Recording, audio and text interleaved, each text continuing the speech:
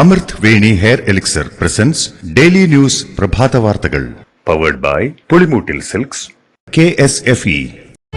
ഈ ആണുങ്ങൾക്ക് മാത്രം എന്താ ഇത്ര അധികം നെറ്റ് കെയറിലും ഹെയർ ലോസ് ഒക്കെ ഉണ്ടാവണേ?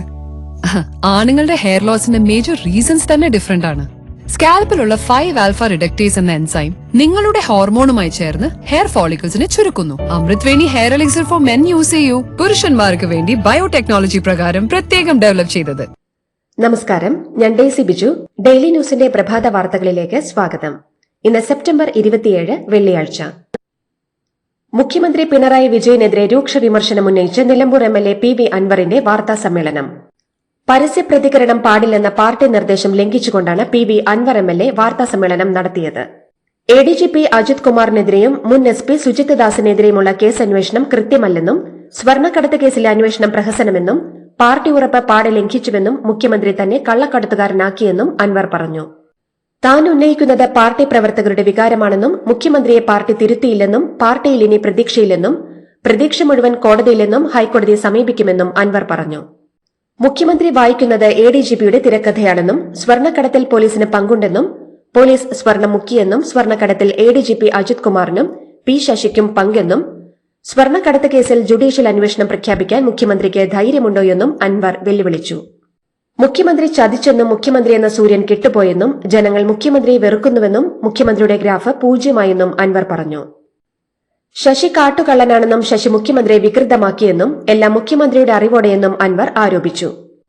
പാർട്ടിയിൽ റിയാസ് മാത്രം പോരെന്നും മുഖ്യമന്ത്രിയെ നയിക്കുന്നത് ഉപജാപക സംഘമാണെന്നും പിണറായി വിജയൻ അവസാന കമ്മ്യൂണിസ്റ്റ് മുഖ്യമന്ത്രിയാകുമെന്നും CPM നേതാക്കളുടെ കാലിൽ ചങ്ങലയെന്നും പാർട്ടി സെക്രട്ടറി MV ഗോവിന്ദൻ നിസ്സഹായ അവസ്ഥയിലാണെന്നും അൻവർ തുറന്നടിച്ചു. ആഭ്യന്തര പരാജയമെന്നും മുഖ്യമന്ത്രിക്ക് ആഭ്യന്തര വകുപ്പ് ഭരിക്കാൻ യോഗ്യതയില്ലെന്നും ADGPയെ സംരക്ഷിക്കുന്നത് റിയാസിന് വേണ്ടിയാണെന്നും പറഞ്ഞ അൻവർ കോടിയേരി ഉണ്ടായിരുന്നെങ്കിൽ ഇങ്ങനെ സംഭവിക്കില്ലായിരുന്നുവെന്നും കൂട്ടിച്ചേർത്തു.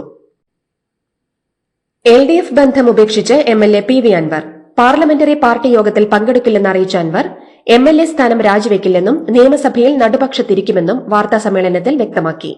ഞായറാഴ്ച നിലമ്പൂരിൽ പൊതുസമ്മേളനം വിളിച്ച PV അൻവർ തനിക്ക് പാർട്ടിയിലെ സാധാരണക്കാരായ സഖാക്കളുടെ പിന്തുണയുണ്ടെന്നും അവരോട് കാര്യങ്ങൾ വിശദീകരിക്കണമെന്നും പറഞ്ഞു. രാഹുൽ ഗാന്ധിയോടും ഗാന്ധി കുടുംബത്തോടും ബഹുമാനമാണെന്ന് PV അൻവർ. ലോക്സഭാ തെരഞ്ഞെടുപ്പ് പ്രചരണത്തിന് കേരളത്തിലെത്തിയ രാഹുൽ ഗാന്ധി ED മുഖ്യമന്ത്രിയെ അറസ്റ്റ് ചെയ്യാത്തത് എന്തുകൊണ്ടാണെന്ന് നിരന്തരം ചോദിച്ചതുകൊണ്ടാണ് രാഹുലിന്റെ പൊളിറ്റിക്കൽ DNA പരിശോധിക്കണമെന്ന് താൻ തിരിച്ചടിച്ചതെന്നും അൻവർ വിവരിച്ചു. PV അൻവർ MLA ഉയർത്തിയ ആരോപണങ്ങളോട് പ്രതികരിക്കാതെ മുഖ്യമന്ത്രി പിണറായി വിജയൻ. ആലുവ ഗസ്റ്റ് ഹൌസിലും വിമാനത്താവളത്തിലും കാത്തുനിന്ന മാധ്യമപ്രവർത്തകരുടെ ചോദ്യങ്ങൾക്ക് ഉത്തരം നൽകാതെ മുഖ്യമന്ത്രി PB യോഗത്തിൽ പങ്കെടുക്കാനായി ഡൽഹിക്ക് യാത്രയായി. PV അൻവർ പാർട്ടി ശത്രുക്കൾക്ക് വേണ്ടി പ്രവർത്തിക്കുന്നുവെന്ന് കരുതേണ്ടി വരുമെന്ന് LDF കൺവീനർ TP രാമകൃഷ്ണൻ. മുഖ്യമന്ത്രി കൂടുതൽ ശോഭയോടെ ജ്വലിച്ചു നിൽക്കുകയാണെന്നും ആർക്കും അത് കെടുത്താനാകില്ലെന്നും PV അൻവർ ഉയർത്തിയ പുതിയ വിമർശനങ്ങളോട് പ്രതികരിച്ച് TP രാമകൃഷ്ണൻ. PV അൻവർ മുഖ്യമന്ത്രി പിണറായി വിജയനെതിരായി നടത്തിയ ഗുരുതര ആരോപണങ്ങൾ തള്ളി CPM. പാർട്ടി ശത്രുവായി അൻവർ മാറരുതെന്നും ആവശ്യമായ നിലപാട് പാർട്ടി സ്വീകരിക്കുമെന്നും സംസ്ഥാന സെക്രട്ടറി MV ഗോവിന്ദൻ പറഞ്ഞു. വാർത്താ സമ്മേളനത്തിലെ കാര്യങ്ങൾ വിശദമായി നോക്കിയ ശേഷം ഇന്ന് പ്രതികരിക്കുമെന്നും അദ്ദേഹം വ്യക്തമാക്കി. അൻവർ CPMനെയും ഇടതുപക്ഷത്തെയും സ്നേഹിക്കുന്ന ജനങ്ങളെ ശത്രുപക്ഷത്ത് നിർത്തിക്കൊണ്ടുള്ള നിലപാടാണ് തുടർച്ചയായി കൈക്കൊള്ളുന്നതെന്ന് CPM സംസ്ഥാന കമ്മിറ്റി അംഗം P ജയരാജൻ. അന്തരിച്ച നേതാവിനെയും ജീവിച്ചിരിക്കുന്ന നേതാക്കളെയും രണ്ട് തട്ടിലാക്കി ചിത്രീകരിച്ച് അൻവർ കൂടുതൽ പരിഹാസ്യനായിരിക്കുന്നുവെന്നും P ജയരാജൻ ഫേസ്ബുക്കിൽ കുറിച്ചു.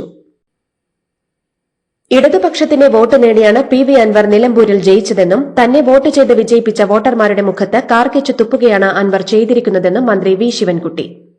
ജീവൻ നൽകിയും രക്തം നൽകിയും ആയിരങ്ങൾ പടുത്തുയർത്തിയ ഈ പ്രസ്ഥാനത്തിനെ അൻവർ എന്ന കളയ്ക്ക് ഒരു ചുക്കും ചെയ്യാനാകില്ലെന്നും പാർട്ടി അണികൾ ഇതുവരെ ക്ഷമിച്ചുവെന്നും എന്നാൽ പാർട്ടി അണികളുടെ ക്ഷമ പരീക്ഷിക്കുകയാണ് അൻവർ ചെയ്യുന്നതെന്നും ശിവൻകുട്ടി പറഞ്ഞു. CPMനെ നശിപ്പിക്കാൻ ഈ വായ്ത്താരി കൊണ്ടൊന്നും നടക്കില്ല എന്ന് അൻവർ താമസിയാതെ മനസ്സിലാക്കുമെന്നും കേരള രാഷ്ട്രീയത്തിൽ അലഞ്ഞുതിരിയേണ്ട ഗതികേട് PV അൻവറിന് വരുമെന്ന കാര്യത്തിൽ തർക്കമില്ലെന്നും ശിവൻകുട്ടി കൂട്ടിച്ചേർത്തു. ഞങ്ങളെ വിമർശിക്കുന്നവരുണ്ടാകും, ഞങ്ങളെ എതിർക്കുന്നവരുമുണ്ടാകും. അവരെല്ലാം ആ വഴിക്ക് പോവുക എന്നേ ഉള്ളൂവെന്ന് മുൻ മന്ത്രിയും ഉടുമ്പൻചോല MLAയുമായ MM മണി. അത്തരം കൊഴിഞ്ഞു പോക്കുകളൊന്നും ഞങ്ങളെ ബാധിക്കുന്ന കാര്യങ്ങളല്ലെന്നും ഞങ്ങളെ ബാധിക്കുന്നത് ഈ നാടിന്റെ പ്രശ്നങ്ങളാണെന്നും ജനങ്ങളുടെ പ്രശ്നങ്ങളാണെന്നും MM മണി പറഞ്ഞു. വലതുപക്ഷത്തിന്റെ കോടാലി കൈയായി PV അൻവർ മാറിയെന്ന മുതിർന്ന CPM നേതാവും കണ്ണൂർ ജില്ലാ സെക്രട്ടറിയുമായ എം വി ജയരാജൻ. ഒക്കത്തിരുന്ന് ചോര കുടിക്കുന്നത് പോലെ ആയിപ്പോയി അൻവറിന്റെ പ്രതികരണമെന്നും കോടിയേരി ബാലകൃഷ്ണനെ അപമാനിക്കുന്ന തരത്തിലുള്ള പ്രതികരണമാണ് അൻവർ നടത്തിയതെന്നും എം വി ജയരാജൻ ഫേസ്ബുക്ക് പോസ്റ്റിൽ കുറിച്ചു. ഉത്തരം താങ്ങി നിർത്തുന്നത് താനാണെന്ന് കരുതുന്ന പല്ലിയോട് എംഎൽഎ പി വി അൻവറിനെ ഉപമിച്ച് ഡിവൈഎഫ്ഐ സംസ്ഥാന സെക്രട്ടറി വി കെ സനോജ്. ഇത്തരം കുറെ പല്ലികളെ നമ്മൾ കണ്ടിട്ടുണ്ടെന്നും കെട്ടിടം വീഴ്ത്താൻ ഉത്തരത്തിൽ നിന്ന് കൈവിട്ട പല്ലികളൊക്കെ താഴെ വീണതാണ് ചരിത്രമെന്നാണ് സനോജിന്റെ ഓർമ്മപ്പെടുത്തൽ. അൻവറിന്റെ ആരോപണങ്ങൾ അപലപനീയവും പ്രതിഷേധാർഹവുമാണെന്ന് സിപിഎം മലപ്പുറം ജില്ലാ സെക്രട്ടറി ഇ എൻ മോഹൻദാസ്. ഒരു ജനപ്രതിനിധിക്കിണങ്ങാത്ത പ്രസ്താവനയും പ്രവൃത്തിയുമാണ് അദ്ദേഹം നടത്തുന്നത്. വാർത്താസമ്മേളനത്തിൽ അൻവർ പുറത്തുവിട്ട വീഡിയോയിലുള്ളത് അറിയപ്പെടുന്ന കള്ളക്കടത്ത് ക്യാരിയർമാരാണെന്നും ഇവരെ മഹത്വവൽക്കരിക്കുകയും സംരക്ഷിക്കുകയുമാണ് അൻവർ ചെയ്തതെന്നും മോഹൻദാസ് കുറ്റപ്പെടുത്തി. പി വി അൻവറിന്റെ നിലമ്പൂരിലെ വീടിന് മുന്നിൽ ഫ്ലെക്സ് ബോർഡ് സ്ഥാപിച്ച സിപിഎം ഒതായി ബ്രാഞ്ചിന്റെ പേരിലാണ് ഫ്ലെക്സ് ബോർഡ് സ്ഥാപിച്ചിട്ടുള്ളത്. വിരട്ടലും വിലപേശലും ഇങ്ങോട്ട് വേണ്ട, ഇത് പാർട്ടി വേറെയാണ് എന്നെഴുതിയ പിണറായി വിജയന്റെയും എം വി ഗോവിന്ദന്റെയും ചിത്രങ്ങളുള്ള ഫ്ലെക്സ് ബോർഡാണ് സ്ഥാപിച്ചത്. അതേസമയം മലപ്പുറത്തിന്റെ വിവിധയിടങ്ങളിൽ അൻവറിന് അഭിവാദ്യം അർപ്പിച്ചിട്ടുള്ള ഫ്ലെക്സ് ബോർഡുകളും ഉയർന്നിട്ടുണ്ട്. 220 എംഎൽഎമാരും 32 എംപിമാരും സിപിഎമ്മിന് ഉണ്ടായിരുന്ന ബംഗാളിൽ ഇന്നത്തെ അവസ്ഥയ്ക്ക് കാരണം നേതാക്കളാണെന്നും അത് കേരളത്തിലെ നേതാക്കളും തിരിച്ചറിയണമെന്നും ഫേസ്ബുക്കിലെ സിപിഎം അനുകൂല സൈബർ ഗ്രൂപ്പ് എന്നറിയപ്പെടുന്ന പോരാളി ഷാജി. നേതാക്കളല്ല പാർട്ടിയെന്നും അണികളെതിരായാൽ പിന്നെ നേതാക്കൾക്ക് പുല്ലുവിലയാണെന്നും തെറ്റുകൾ തിരുത്താനുള്ളതാണെന്നും മസിൽ പിടിച്ച് നിന്നതുകൊണ്ടായില്ലെന്നും പോരാളി ഷാജി ഫേസ്ബുക്കിൽ കുറിച്ചിട്ടുണ്ട്. അറിഞ്ഞുകൊണ്ട് പി വി അൻവറിനെ വേട്ടയാടാൻ വിട്ടുകൊടുക്കില്ലെന്ന് KPCC president K Sudhakaran. Anvar പറഞ്ഞതെല്ലാം രാഷ്ട്രീയ യാഥാർത്ഥ്യമാണെന്നും അദ്ദേഹം പറഞ്ഞു. അൻവറിനെ കോൺഗ്രസിലേക്ക് സ്വീകരിക്കുമോ എന്ന ചോദ്യത്തോട് അത് താൻ ഒറ്റയ്ക്ക് തീരുമാനിക്കേണ്ട കാര്യമല്ലെന്നായിരുന്നു സുധാകരന്റെ മറുപടി.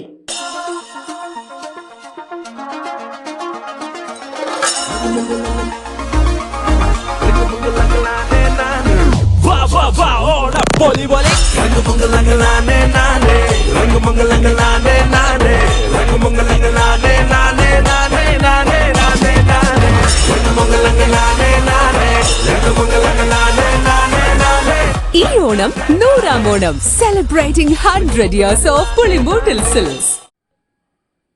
പി വി അൻവറിന്റെ ആരോപണങ്ങൾ മുഖ്യമന്ത്രിക്കെതിരെയുള്ള ആയുധമാക്കി രാഷ്ട്രീയ നേട്ടമുണ്ടാക്കാൻ UDF നീക്കം. മുഖ്യമന്ത്രിയുടെ രാജിക്കായി പ്രക്ഷോഭം ശക്തമാക്കാൻ UDF യോഗം തീരുമാനിച്ചു. പി വി അൻവർ എംഎൽഎ ഉന്നയിച്ച ആരോപണങ്ങൾ ചർച്ച ചെയ്യുന്നതിനായി ഇന്നലെ രാത്രി 8-ന് ചേർന്ന ഓൺലൈൻ യോഗത്തിലാണ് UDF നിർണായക തീരുമാനം എടുത്തത്. ഭരണകക്ഷി എംഎൽഎയായ പി വി അൻവറിന്റെ തുറന്നു പറച്ചിൽ അതീവ ഗൌരവമേറിയതെന്ന് UDF യോഗം വിലയിരുത്തി.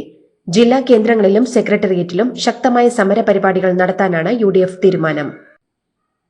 നടിയെ ആക്രമിച്ച കേസുമായി ബന്ധപ്പെട്ടുള്ള 2ാം ഘട്ട വിചാരണ എറണാകുളം പ്രിൻസിപ്പൽ സെഷൻസ് കോടതിയിൽ തുടങ്ങി.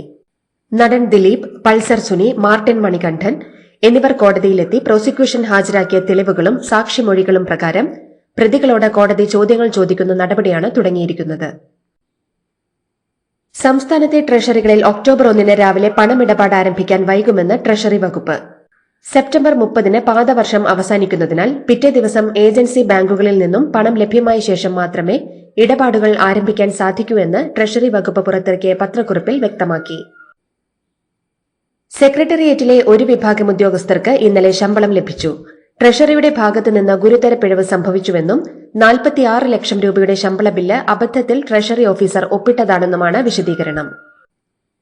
ADGP MR അജിത് കുമാറിന് മുഖ്യമന്ത്രിയുടെ പൊളിറ്റിക്കൽ സെക്രട്ടറി പി ശശിയുടെയും സ്വത്ത് വിവരം അന്വേഷിക്കണം എന്നാവശ്യപ്പെട്ട് വിജിലൻസ് കോടതിയിൽ പൊതുതാൽപര്യ ഹർജി. ഹർജിയിൽ റിപ്പോർട്ട് നൽകാൻ വിജിലൻസ് തിരുവനന്തപുരം കോടതി ഡയറക്ടർക്ക് നിർദ്ദേശം നൽകി. പൂക്കോട് വെറ്ററിനറി കോളേജ് വിദ്യാർത്ഥി JS സിദ്ധാർത്ഥന്റെ മരണത്തിന് കാരണക്കാരായ കോളേജ് ഡീനിനെയും ഹോസ്റ്റൽ അസിസ്റ്റന്റ് വാർഡനെയും തിരികെ പ്രവേശിപ്പിക്കാനുള്ള തീരുമാനം തടയണമെന്നാവശ്യപ്പെട്ട് സേവ് യൂണിവേഴ്സിറ്റി ക്യാമ്പയിൻ കമ്മിറ്റി ഗവർണർക്ക് നിവേദനം നൽകി. ഹൈക്കോടതി റിട്ടയർഡ് ജസ്റ്റിസ് ഹരിപ്രസാദിന്റെ റിപ്പോർട്ടിൽ ഡീനും അസിസ്റ്റന്റ് വാർഡനും കുറ്റക്കാരാണെന്നും അവർക്കെതിരെ നടപടിയെടുക്കണമെന്നും ആവശ്യപ്പെട്ടിരുന്നു. പി വി അൻവർ വിവാദം ദോഷമുണ്ടാക്കിയെന്നും എന്നാൽ ഇതുകൊണ്ടൊന്നും തകരുന്ന പാർട്ടിയല്ല CPM എന്നും G സുധാകരൻ. പാർട്ടിയുടെ വോട്ട് കൂടി നേടിയാണ് അൻവർ MLA ആയത്. അദ്ദേഹം ഇടതുമുന്നണിയിൽ തുടരണമെന്നാണ് ആഗ്രഹമെന്നും അദ്ദേഹം വ്യക്തമാക്കി. MLA പി വി അൻവർ മുഖ്യമന്ത്രിക്കെതിരെ നടത്തിയ വിമർശനങ്ങൾക്ക് പിന്നാലെ പ്രതികരണവുമായി വടകര MLAയും RMP നേതാവുമായ KK രമ.